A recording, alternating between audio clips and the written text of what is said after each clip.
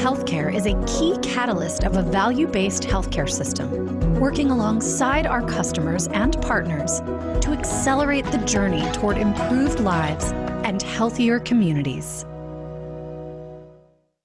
You become a doctor to take care of patients. You become a doctor to serve humanity. Ambient intelligence allows for the patient and doctor to be a patient and a doctor. That like it used to be. MedEnt helps you focus on what matters most. MedEnt, the all-in-one solution.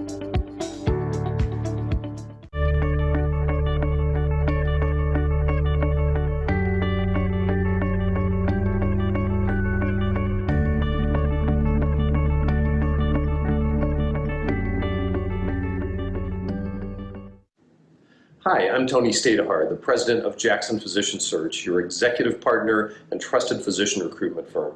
Come visit our virtual booth to discuss your physician needs, but until then, I hope you enjoy this great event. We've documented over $8 million in saving. What we're really thrilled about, though, is just the individual member testimonials. Once we get it set up and running, it really takes on a life of its own, sometimes with suppliers, and we make a real difference in the financial viability of their practice. Did you know that Scrub-In Uniforms is great for groups? With easy-to-set-up custom ordering portals and convenient payment methods, we take the stress out of buying uniforms for your team. Hey, this is James from Relation, the class category leader for patient outreach in 2020. If you've been doing more with less this year and introducing new workflows to keep patients and staff safe while continuing care, it's time we connect. Stop by the Relation booth and watch our presentations here at the conference. Eagle, go. Decom, 15 seconds. 3, 2. Audi e-tron, the next frontier of electric.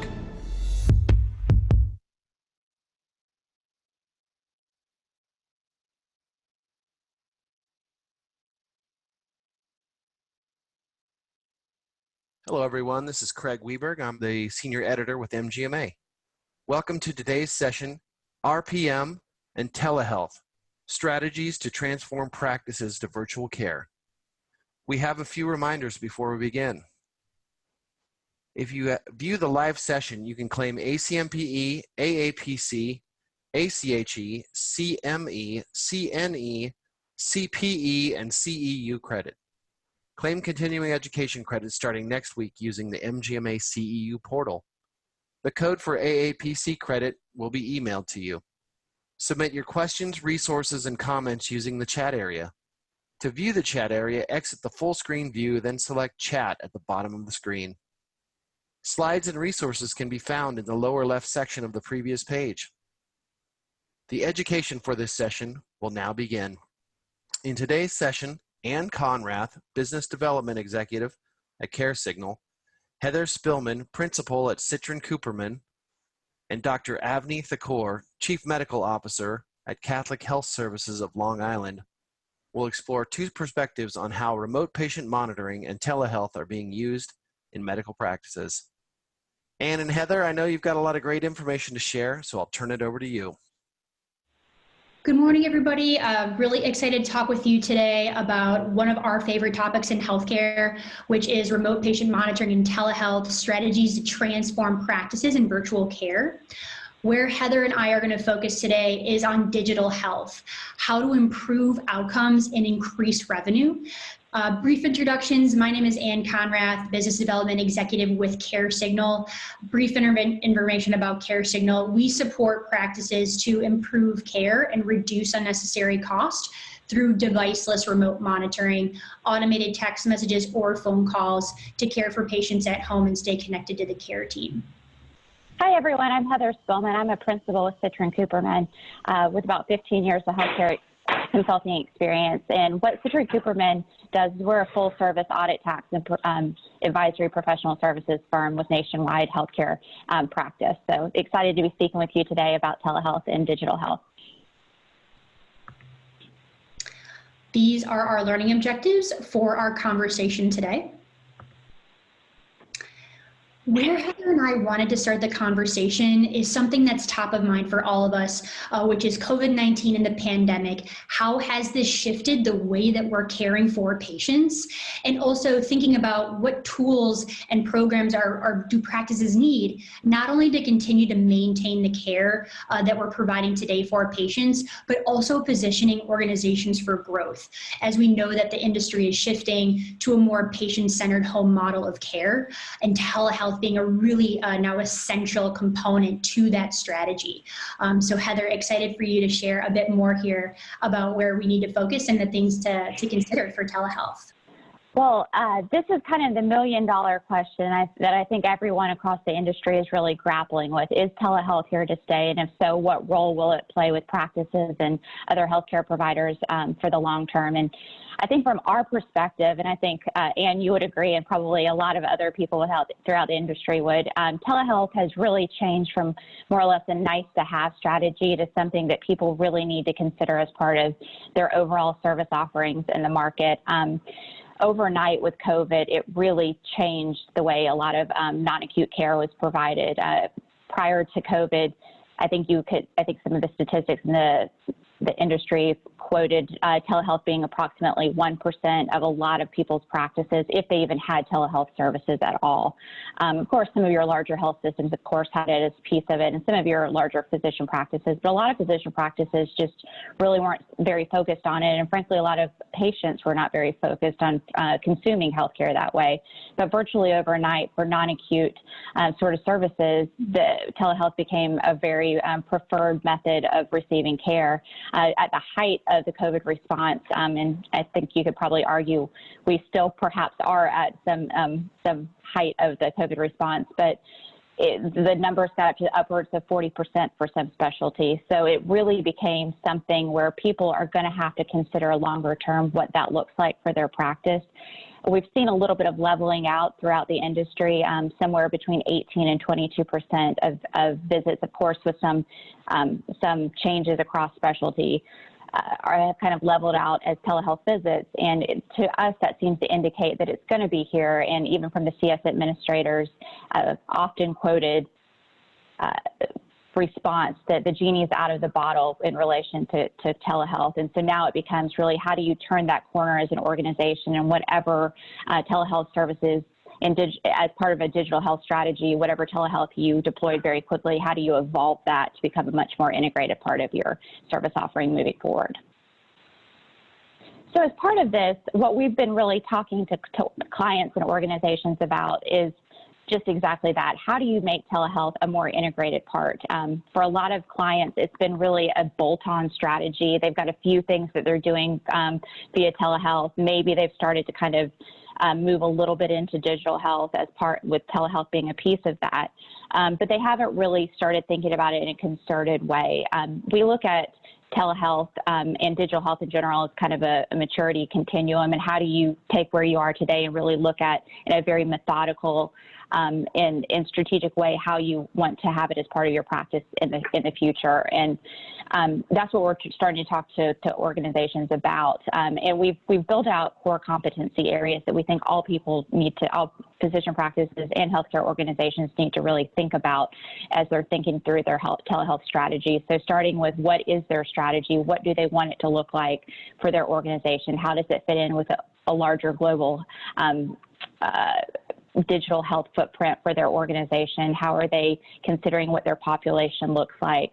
What are their cybersecurity and compliance pieces? A lot of people really went to market with whatever they could quickly get to market with from a telehealth perspective. So sometimes those were HIPAA compliant, sometimes they were not. And now we're at a point where, although the relaxed regulations are still in place, we think probably long-term those will go away after the public health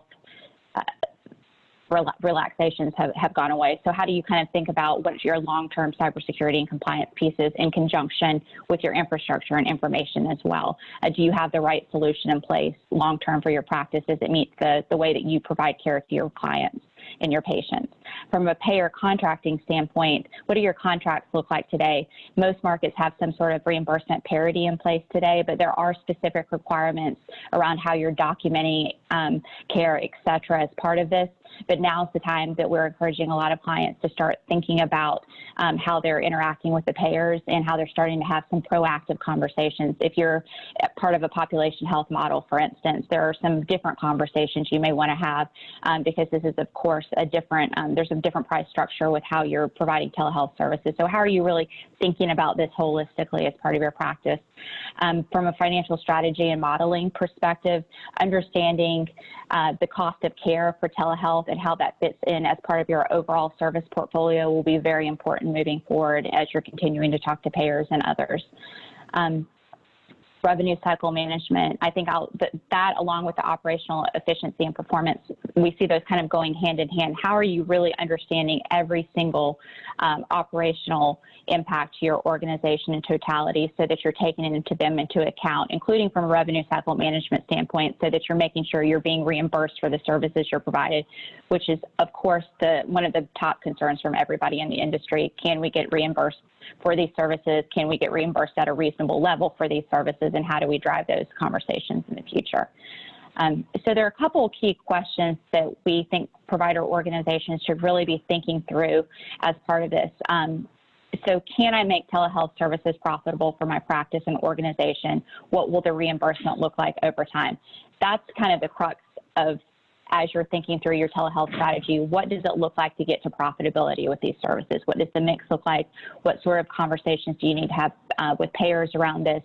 How do you need to perhaps look at your overall cost structure as a practice? What do your expenses look like moving forward? How does this change everything from your space requirement to your staffing model? So I think there are a lot of kind of pieces to unpack as part of that, but that's one of the things that we think organizations really need to be thinking about as part of this. Kind of in conjunction with that, how do I need to evolve my operations to better align with providing telehealth, including staffing, scheduling, patient communication, et cetera? It is a different, as simplistic as this sounds, it is a different care delivery model. So just treating it as a bolt-on and kind of not addressing those specific requirements causes a lot of issues for practices as they're trying to execute these services. It's a very different way of providing care. What policies and procedures should my practice reevaluate, redesign to ensure compliance with telehealth requirements? Again, this gets to the whole piece that you're really going to need to think through everything from a compliance, cybersecurity standpoint, and just really across the board. And then last, do I have the right technology solution for my practice organization, and is it adequately protected from a cybersecurity perspective? Going back to the idea that a lot of people went to market as quickly as possible with whatever they could get to market with, and very understandably to try to stop the volume loss and recapture some of that. But now's the time to really think about whatever telehealth service provider they have in place today, does it meet their needs as a practice? There are certain specialties, is it built around the way their workflows flow as a specialty? And what are the other considerations? Or is there something out there that maybe would fit their needs better as an organization? Or maybe there's some customization. There may be a middle ground between a couple of different options, but how are organizations starting to think through these in a methodical way as part of it? And on the next slide, I think one of the key takeaways is understanding the impacts of telehealth.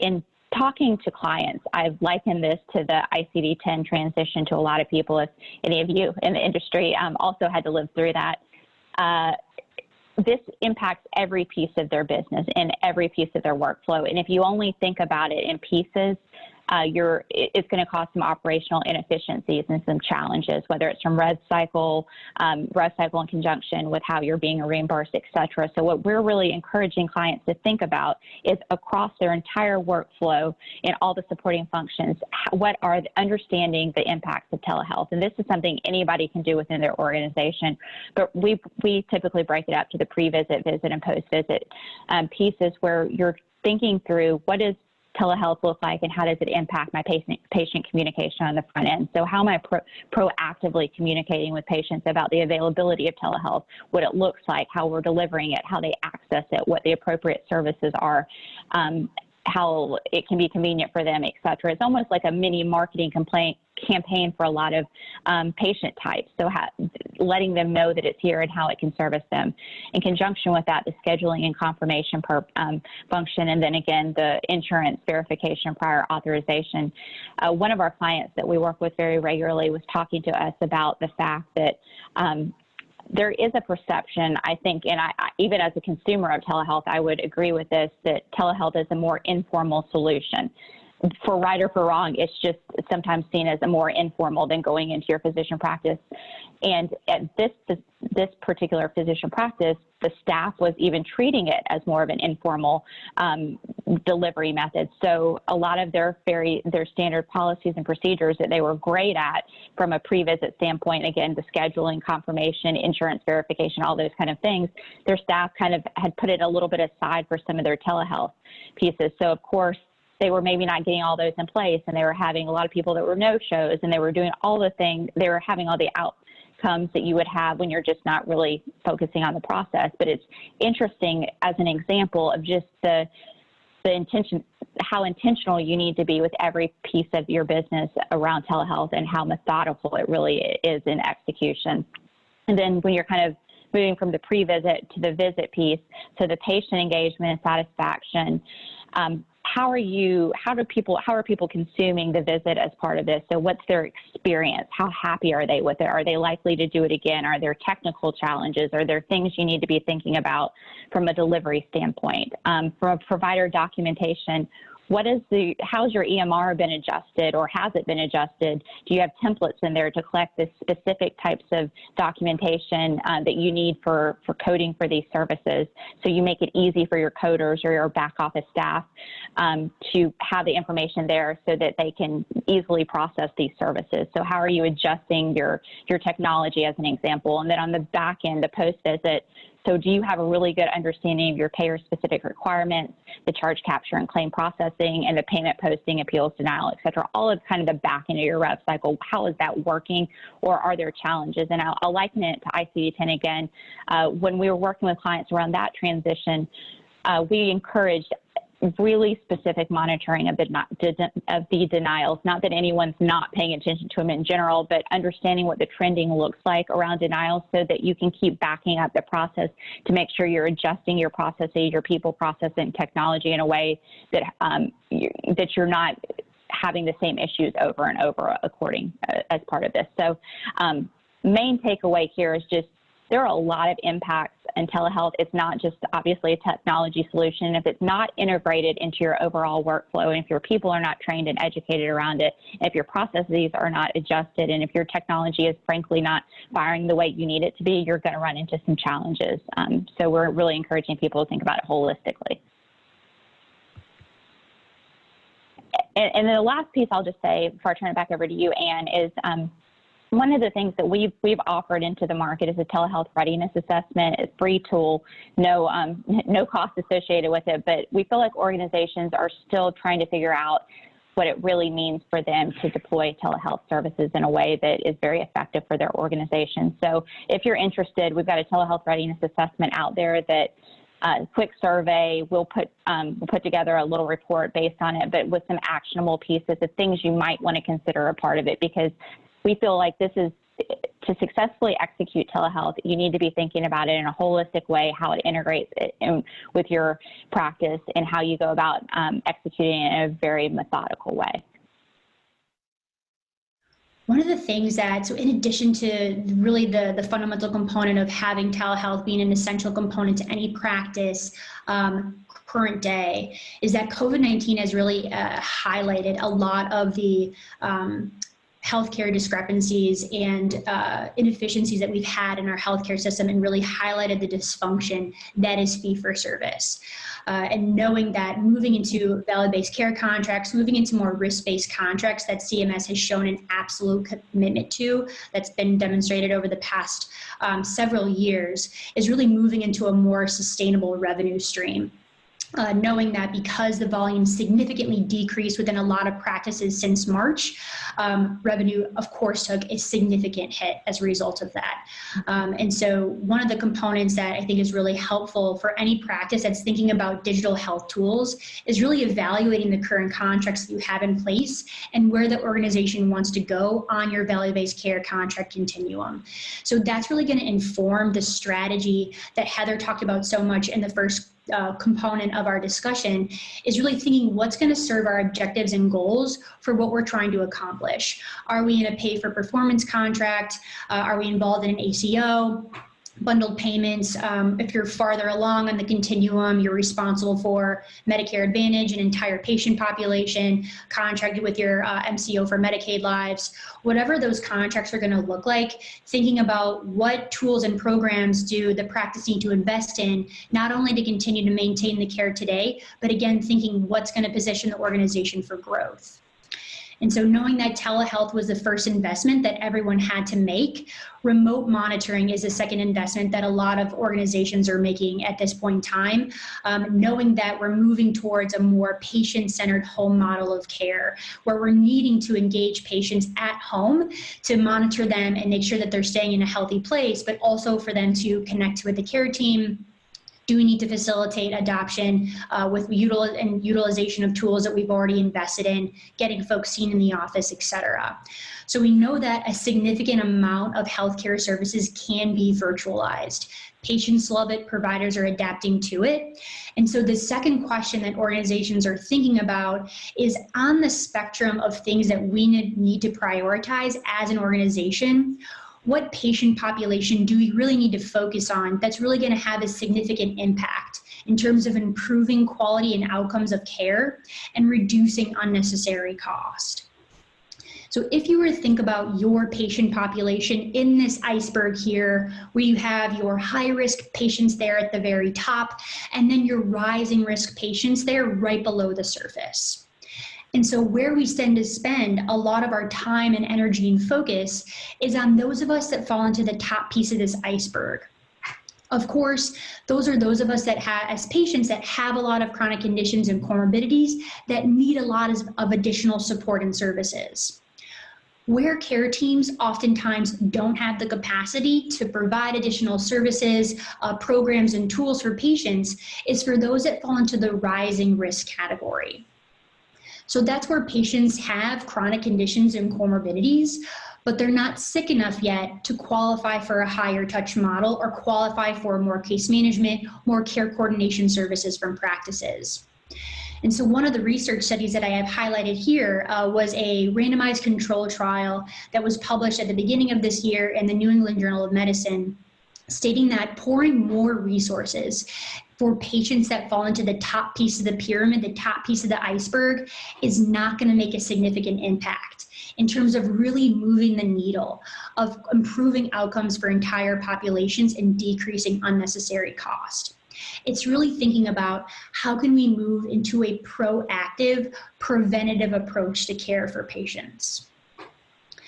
And so when practices are thinking about all the things that they need to consider when they're investing in a digital health tool, not only looking at your current contracts and again, where your organization wants to go on the value-based care continuum, but some of those purchase criteria I've highlighted here, and a couple of which I want to go into a bit of more detail. So I'll start at the top, high patient engagement.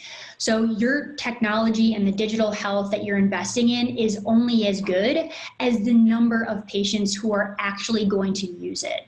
And so I'm sure a lot of folks that are joining us for the discussion today have evaluated many vendors that claim great outcomes, that claim higher ROI. But again, it's really kind of thinking about what are our goals and objectives for this digital health tool, and are patients actually going to use it, not only in the short term, but also in the long term as well. Going clockwise, thinking about the rising risk patients. So wanting to have a digital health tool that, of course, is going to provide care for your higher risk patients as well. That's going to create efficiency to the care team, but also thinking what can really expand the scale and the scope of the number of patients that we can support with our digital health tool to really support the team to move into a proactive, preventative approach to care, preventing patients from becoming high risk in the first place. So being able to provide those types of programs and tools for the rising risk patient population. And finally, wanting to use something that's scalable, knowing that oftentimes in any vendor partnership with a digital health vendor, wanting to start perhaps a bit smaller, wanting to make sure that it actually works, wanting to make sure that this is going to be the best fit for the organization and for your patients from whomever that you're using it for. And knowing that once we check the boxes on achieving our goals and objectives, we want to then extend the scale of that. We want to include a more comprehensive approach to care, what additional programs and components of health can we address, and then wanting to extend this out to a significantly larger portion of your patient population. So wanting to make sure that your digital health tool and program has that scalable component of it as well. On the menu of options for digital health, those tend to fall in a couple of categories that we can really discuss in a bit of detail here. So starting on the left-hand side, your traditional remote monitoring tools and programs. So this may be more that have devices and app-based programs. This might be a Bluetooth glucometer, Bluetooth scale for patients with heart failure, Bluetooth blood pressure cuff, really providing those tools and resources for patients so that the care team can get that biometric data and they're being able to monitor their patients in the home. So some components about the traditional remote monitoring, this can be incredibly helpful for patients to better monitor their health and getting that information to the care team. There is also an inherent limitation on the number of patients that can oftentimes be supported with these types of programs. So where healthcare organizations are really thinking about device-based programs is wanting to match the cost of the resource with the acuity of the patient. So this is matched most oftentimes for higher risk patients that fall into that top 5% of your patient population. With traditional RPM, another component that to mention as well is that there are reimbursable codes for remote patient monitoring. So this does require a device for the information to be digitally transferred. It cannot be patient reported. So there is some codes that practices can bill as a result of providing the device, from reading the information and the data that's coming back from the device. So those remote patient monitoring codes do exist for those types of programs. In the center here, deviceless remote patient monitoring. So really thinking about extending the scale and the scope of the number of patients that organizations can monitor and manage with something that's much more cost effective, but still getting that clinically actionable data back to the care team. So this is really going to be best suited for the rising risk patient population to be able to provide programs for those and have eyes on the patient, still getting that clinically actionable data, but not having to hand out devices to every single patient that you want to monitor and manage. A cool thing that I'll share as well with a lot of healthcare organizations that have a number of different strategies included in their virtual care strategy is that with devices and deviceless remote monitoring and a device-based program, because you're able to risk stratify entire populations in real time with deviceless remote monitoring, the data that you're receiving from those patients can also be used to better identify patients who would require a higher touch model. And then vice versa, having a step-down program for patients that perhaps have become more stable on a device-based program, and then providing them with programs that are much lower cost and still in lower touch, but still being able to have eyes on the patient as well. Codes that can be reimbursed that a lot of organizations are utilizing for deviceless remote monitoring. So because you're getting real-time alerts, you're getting real-time risk stratification on patients, you can bill for chronic care management codes as a result of those telephone communications that are happening with patients, virtual telehealth visit codes, e-visits if you're wanting to route patients to a patient portal, for instance. So a number of options there that's going to provide that direct revenue source for fee-for-service that we know is still really important for practices at this time. Finally, on the right-hand side, your patient engagement tools. So these are going to be primarily like annual check-ins for patients, patient education resources and materials that are really going to be helpful for patients if they have a new diagnosis, if they've recently been discharged from the hospital. Automating that patient education, which can be really helpful and freeing up resources for the care team and not having to spend time on that can be supplemented from a program that can be provided right to the patient. And so that's another area of digital health as well that can be really incredibly impactful and valuable for any practice that is looking at an overall comprehensive virtual care strategy. The final thing I'll mention, if folks are curious to participate in a demo to seeing kind of what one of deviceless remote monitoring looks like, I think a lot of folks have a good understanding of traditional device-based programs. And so if curious, you can scan the QR code on the right-hand side there, or you can text in the number. You can text in the word CARE to 844-837-9996 to kind of get a look and the feel of what that could look like for patients as well. Excellent. Well, we want to thank you all so much for joining us today.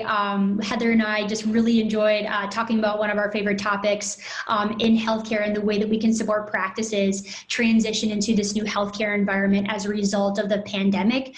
So we're really grateful for y'all's time and really looking forward to answering your questions and different things that you all are thinking about as being a part of our conversation today. Hello, everyone, and welcome to Part 2, Development and Implementation of a Remote Patient Monitoring Program for High-Risk CHF, Congestive Heart Failure patients. My name is Dr. Avneet Thakor. I'm a cardiologist as well as the Chief Medical Officer here in New York, Long Island, at CHS Medical Group, which is part of Catholic Health Services of Long Island. So let's dive into the presentation. So remote patient monitoring really allows us to monitor our patients remotely from the privacy and safety of their homes. It's exactly as the name connotes. And I think, we launched this program here in our health system before COVID-19. But one of the important things that we've learned is that it's really enabled us to take care of our patients from a distance, especially during the pandemic. So with remote monitoring, patients can be tracked for their physiologic parameters between office visits, as well as for any kind of interim issues that may arise. And because it connects the patients to the providers, it allows the providers to implement changes to their treatment regimens, as well as to their care plans, even between visits. Patients can be monitored for a whole variety of physiologic parameters, things that we routinely monitor for weight, blood pressure, blood sugar, oxygen saturation. And it's essentially analogous to having almost an office in the home. So we provide patients with wireless scales, blood pressure cuffs, glucometers, pulse oximeters, or other devices, and they transmit their information from home metrics to the office.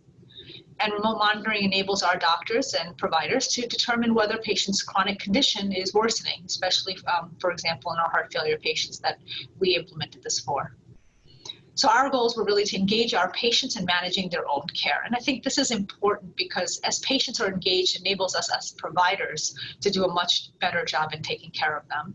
It also allowed us to improve our best practices in care management and hopefully to decrease some costs associated with chronic conditions that result from unnecessary hospital or emergency room visits. So one of the things that actually led us to kind of implement this program more wide scale in our organization was some of the billing and reimbursement changes that came forth from CMS in 2019. So here is a list of a few codes that in 2019 CMS issued that would enable us to reimburse our providers for this program. Prior to that, the program was in place for a few different types of clinical scenarios. For example, here at Catholic Health Services Long Island, some of our home care teams were actually providing some monitoring post-hospital discharge to our patients to avoid patients having to come back into the emergency room if their blood pressure or their volume status was exacerbated at home. But again, those programs are not really paid for in a traditional way as a fee-for-service. However, since CMS issued some new codes in 2019, we were able to really expand this program across our medical practices. Here are some of the codes, and I won't go through them in too much detail, but the general idea is the first code, 99453, is really a setup code. 454 is a monthly monitoring code, so for reviewing data on a monthly basis, you can bill that code. And 457 and 458 are additional codes that can be billed for time spent by clinical staff in the office, speaking to the patient or working with the patient to follow up on any abnormal parameters. And that involves counseling, medication changes, so on and so forth. So how do we launch our program? So the first thing we did was to identify a disease state for which we wanted to set up this program. And I think for us, one of the areas that we thought was very important was congestive heart failure. Nationally, 5% of our patients, our sickest patients, really represent 50% of our healthcare spend. And heart failure is a diagnosis that falls in that top 5%. Here at St. Francis Heart Hospital, where I practice as a cardiologist, we're a renowned heart hospital here in New York and across the nation for cardiac care. We take care of a lot of advanced congestive heart failure patients, and as such, it was felt that this was a good diagnosis for us to launch this program with. And for heart failure patients in particular, monitoring their blood pressure and weight is very important. So we implemented this in 10 primary care practices as part of our health system, as well as one cardiology practice. And we're now actually expanding it to quite a few more practices, in particular within cardiovascular. The work group that we set up designated a central nurse initially to monitor all of the patients via an online dashboard. And we'll see how it was set up and then how we modified it over time. So over the period of 6 months, the work group executed on the following steps in order to get this program off the ground. We identified our practices that would participate. We identified the patients who met the preliminary criteria for participation. We did that in 2 different ways. One was through looking at patient claims data to see which patients had been hospitalized numerous times for heart failure, as well as by connecting with the practices to identify with us some patients they felt would be good candidates for the program. We designated a clinical practice champion in every practice, which was very important for one person in every practice to own the program. We developed our workflows. We created a standardized documentation and billing workflow within our EMR, which is Epic. We acquired, obviously, the equipment to give our patients. We held a nice kickoff event where we met in person. This was prior to COVID, with all of our practices and practice managers and doctors, and trained everybody on how to use the equipment, how to use the dashboard, and how to use the Epic workflow. And we developed some quick reference protocols and tools for future use. This is a slide that actually breaks down the program step by step. And I think at the highest of levels, I would say that the basic workflow with the central model was that the practice champion would receive a practice panel, so they'd get a list of patients that they should sign up for the program. They would do the outreach. If the patients joined the program, they would come into the office. They would get set up in the office with the equipment. A referral would be made to our central care coordination team, which is where the nurse, who is the central nurse monitoring the dashboard, works.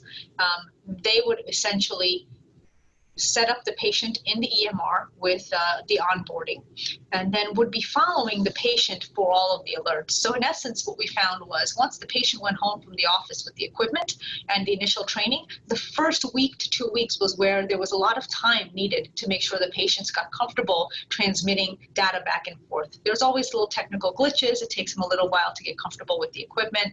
And our central nurse would work with the patient in close kind of daily, couple times a day contact to make sure that they got very comfortable with using the equipment.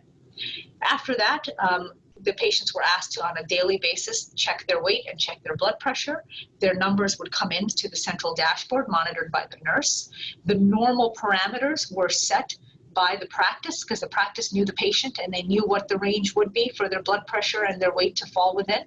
And anytime something fell out of range, the nurse would call the patient, the central nurse would call the patient, have them repeat the measurement. If the measurement still fell out of range, they would, through the EMR, contact the practice, and the practice would do outreach and clinical management for the patient. So in this way, the practice was protected from having to really day-to-day manage all of the alerts and check the dashboard. They had the support of our central nurse to do that, as well as to onboard the patient to the equipment and the program. But over time, if things started to fall out of range, the clinical practice, which knew the patient, was actually reaching out and making the medication changes. The billing piece of this, the practice was billing all of the codes. So the initial setup code was billed by the practice, 99453, and the subsequent codes were also billed by the practice as the communications that were handled by the central nurse were documented in the EMR, reviewed by the practice, and potentially the practice would do some additional outreach, and when the time limits were met, would bill out the codes. As well, all of the data on the daily measurements that would come in would be in the EMR, and although it was monitored by the central nurse, the practice physician and champion would review it on a monthly basis and bill out the monthly data review code. So this was the initial setup of the program. The first slide shows the setup, and the second slide goes through the workflow that I just described. This is an example of our template, and we created a template for the practice to help identify patients. And one of the things that was helpful is that over time our practices got comfortable with the program and they started finding patients for us. So initially we provided them a panel, and then over time they actually were able to use a template like this to identify patients. And some of the information, particularly on the heart failure patients, we were looking for systolic congestive heart failure. So we look for patients with an EF of under 40%, and patients who had been seen in the hospital or in the emergency room one or more times in the past calendar year. So these were some of our early findings. The workflow actually functioned quite well, but one of the things we learned from our patients was that they liked being contacted by their regular physician staff, and they didn't prefer the contact from a centralized nurse. And that was interesting because the nurse, did get to know the patients, but patients have an attachment to their practice and their practice providers. In our organization in particular, some of our practice have been embedded in the community for a long time, and they have a long-standing relationship with their patients. So we did find over time that the practices were owning a lot of the communication with the patient. And as such, we eventually discontinued having a centralized nurse and allowed the patients to be taken on by the practice champion and their teams at the level of the practice. So that being said, I think to launch the program as a new program, it was very helpful to have that centralized support. But as practices did get comfortable with it, we were able to migrate it out back to the practice. Measures of success for us were obviously enhanced medication adherence, reduced time to guideline-directed medical therapy, and heart failure in particular, making sure everyone was optimized on their medications. In particular, patients being optimized on our ACE inhibitors, ARBs, beta blockers, and diuretics if appropriate, antiplatelet therapy, and in certain instances, patients also went on advanced heart failure drugs. Reduced emergency room admissions and hospitalizations was another measure, so we were tracking that over time. And obviously for patients to feel better, so was their quality of life improved by being so closely monitored? And we actually used a Minnesota Life questionnaire at pre and at interval time, and we're continuing the program and checking on a quality of life measure throughout the period. So this is a workflow of how we migrated this back out to the practice. Again, similar setup, and the central practice would essentially manage all of the outreach and making sure the patient was comfortable with the equipment with a few additional measurements taken in the beginning. They would still tie in our central care coordination team through a referral. We do have a central service here that helps patients who are really high risk and high utilizers to manage their care at home. And some of these patients did qualify, and so there was no harm in also including care coordination. But as far as the actual remote monitoring and the parameters were concerned, it was really handled subsequently down at the practice level. So since we implemented this program, our physicians really reported feeling very comfortable managing their heart failure patients. And of note, we started this really in primary care. And these are complicated and time-intensive patients for our primary care providers.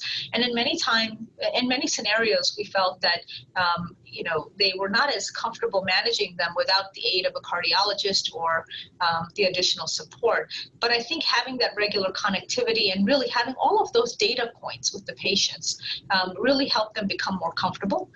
Additionally, our heart failure team here at St. Francis is wonderful. They did a lot of teaching and supported us through this program and working with our primary care physicians to understand how to advance medications, when and how to refer to advanced heart failure specialists in the program here at St. Francis Hospital. So I think the partnership of our advanced heart failure division really helped us train our primary care doctors to do a good job here and feel comfortable with it. Some of our early findings also showed our patients loved the program. They were very engaged. Many of them avoided some ER and hospital utilization visits. Our metrics have not been completed yet because at the time of this meeting, we still had not compiled our data. And a trend towards some reduced time to guideline-directed medical therapy. The additional communication and time with the patients, the close monitoring of their parameters really helped the physicians escalate or trim down in certain instances their medications to ensure that they were on point with the right drugs leveled to their clinical care.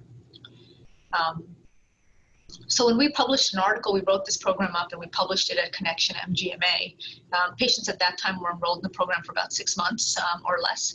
And we did not want to obviously report clinical data, especially around outcomes or ER utilization, hospital utilization for under 18 months for our endpoints. So we are assessing our performance and collecting our data, and hopefully we'll be able to publish a subsequent article sharing that with all of you.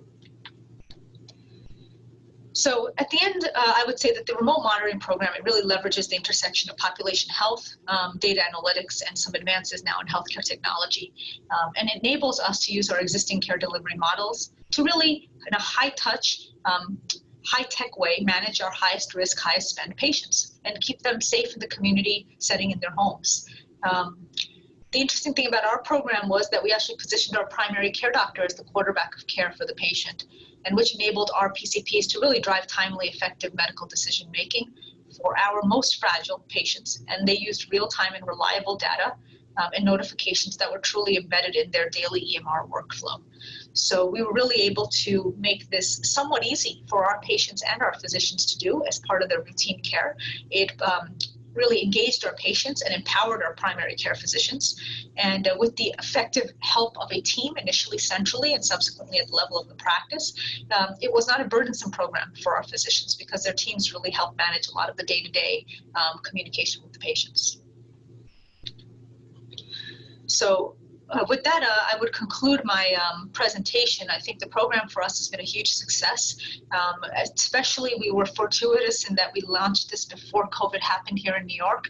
We had some patients that were on the program, and then when we actually had to close our offices for in-person care in the spring during our surge of COVID, we were able to continue to engage with these patients in their home and have some meaningful clinical data with which to supplement our telehealth and virtual visits.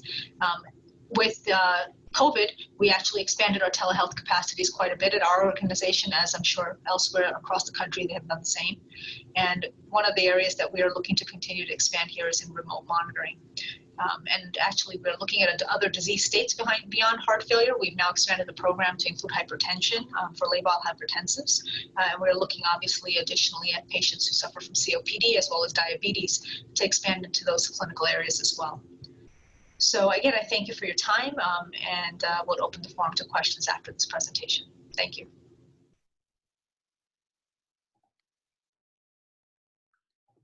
Hello, everyone. Thank you for joining us for this session. I'm Chris Harrop, Senior Editorial Manager for MGMA. I'll be handling the Q&A portion of this. We just have a few minutes to go over some of the questions that you've posed in the chat. I'll allow a little bit of time for our speakers, Heather Ann and Dr. Thakur, to join us with their microphones real quick. I want to come back to a question asked very early on in the session from George, which is, what was the most common reason for denials of telehealth visits? I think I noted in the chat that what we've heard at MGMA is that in the early days of the public health emergency, as CMS was changing some of the reimbursement opportunities, that there was a lot of recoding of claims, some difficulties understanding POS modifiers. Does anyone want to step in and say anything about the difficulty with denials related to telehealth visits? Chris, this is Heather. I'll jump in and then would open it up to the other panelists as well. I think the documentation challenges kind of continue as well, making sure that all of the same information that you would kind of capture for an in-person visit is also captured in a telehealth visit. We see practices still working to update some of their templates in the different systems that they're using. I think that the lack of documentation continues to be a challenge for many as part of this, but I would open it up to the other panelists too.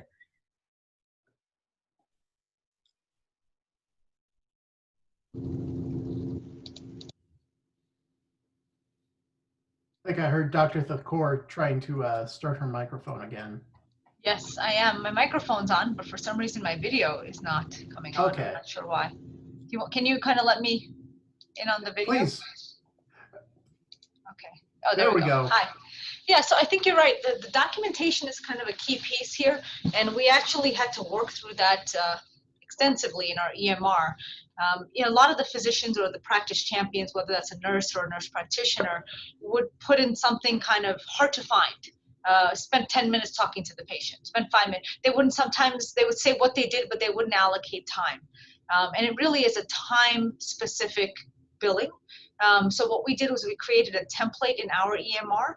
So every time you had a communication with the patient, they would just pull up that template, and that template would force them to put in time. Specifically, how much time was spent. And we had a workflow built into Epic that would allocate that type of template every time it happened in a month, and then add up the time numbers. So very specifically, it would drive billing to time. And I think that's where a lot of the denials happen, is that either documentation is not there or doesn't specifically state how much time was spent. Excellent. We had one other question come in just toward the end of the session from George. Was all the data coming in reviewed by a person, or was AI used to flag and transmit warning signals to key staff members? I can speak to ours. I can say that the data was reviewed by a person. Excellent.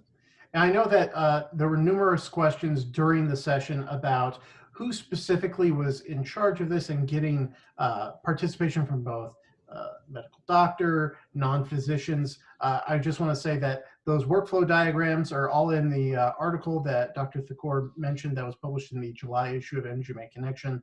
I believe there's a link in the chat to that you can really get a sense for where the care coordination nurse was involved, where a doctor was involved, where an NP may have been involved. Dr. Thakor, anything else that you'd like to say about the scope of the coordination between your nurses, your NPs, and you yourself as a medical doctor? Sure.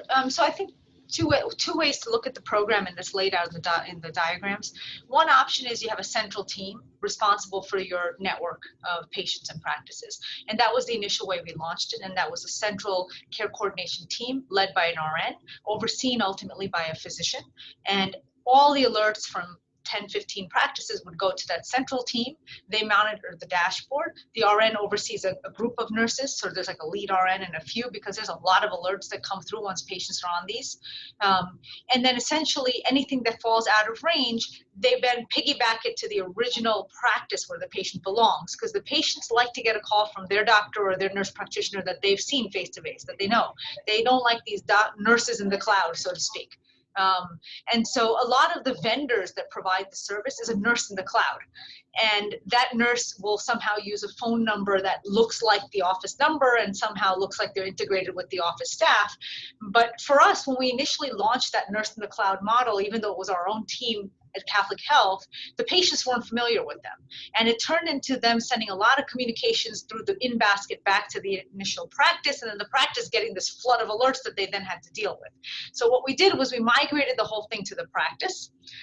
Once the patients were onboarded and after a couple of months and they knew how to use the equipment, the practice took it over. So all the alerts come to the dashboard. There's one person in every practice. It's either an RN or a PA or NP, depending on who that practice has.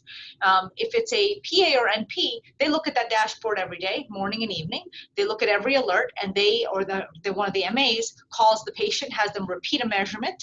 And then if they're still out of range, if there's a medical adjustment that needs to be made, they can independently, as independent providers, typically with a nurse practitioner, make that adjustment and document it in the chart. If it's an RN, because some of our practices did not have a mid-level, like a nurse practitioner, the RN does exactly the same workflow, except before they make the medication adjustment, they have to speak to the physician in the practice and approve it. Hopefully that clarifies it a little bit. And that's laid out in those diagrams. They're involved, but when you want to implement something like this, you really do need to get into the nitty-gritty of how you're going to process map it. And I can also speak high level to kind of with deviceless RPM, and that has been a really similar workflow as well, where with a lot of the practices that are implementing deviceless RPM, they're able to really, again, monitor from about 1 MA to about 1,500 patients at a time. The alert rate for what we've seen with devices RPM, because we're targeting that rising risk patient population, it's going to be on average 0.15%. And so the workflow has just been, the MA has been that first level of triage, connecting with the patient. And then if they need to be escalated to that next level of care, they're able to then coordinate a telehealth visit for the patient, or then connect them with their care team as well if they need to schedule an in-person visit, do an alteration of the care pathway or care plan. They're able to do that at that time. And I also saw a question, I believe it was from Mark, just in regards to the patient engagement for devices and for the different programs. And I wanted to share that typically what we see for the long-term engagement with devices RPM is about 1 in 2 patients are on the programs for at least a year. So I wanted to share that as well. I think we have time for just one more question. I think that'll be the one that Mark just posed. Do the panelists utilize HIPAA compliant texting with their patients versus calling them? Is that more effective or not? Yeah, I can share for devices RPM, because it's administered via automated text message or phone call. So that's really the cool part of the technology, is and provides that little scalability piece of it, where you're not having to ask a patient to do anything different than they have before. It's a proactive message that comes to their phone. And so yes, the technology is 100% HIPAA compliant. It also complies with TCPA, which is the telecommunication component, and for federal law that's also going to want to comply with. And we do capture that consent with the patient upfront as well through the enrollment and education process on behalf of care teams. Excellent. Any parting thoughts? I believe we're right up against time now. Any last words from any of our speakers? I'm going to just say I saw that one more question coming about reimbursement in the future. I think this is going to continue to expand. I mean, what happened for us, we started this before COVID, and then we landed in COVID, and it turned into greater expansion of telehealth at large. Everyone has seen that, virtual visits, so on and so forth. And when you're doing a virtual visit, you need data, because you're no longer physically able to capture that on a patient. So that's what we found. This was like the perfect merge of a virtual video visit with the patient and data coming from them that they're delivering to us from their home. So I can only see this type of model expanding. It allows us to get access to our sickest patients, the people who have difficulty getting into the office. It allows us to watch them more closely over time, and it engages us in telehealth for the duration. And I don't think telehealth is going anywhere. I think it'll be here for the future. So this is a nicely married platform to any kind of telehealth platform that you have in your organization. So I would say, if anything, the reimbursement will continue, and at least the program will continue to be supported. That would be my prediction. Excellent. Well, thank you all for joining us today, and thank you to our speakers today. This has been very educational. Hopefully you found it very helpful. We'll be concluding this session now.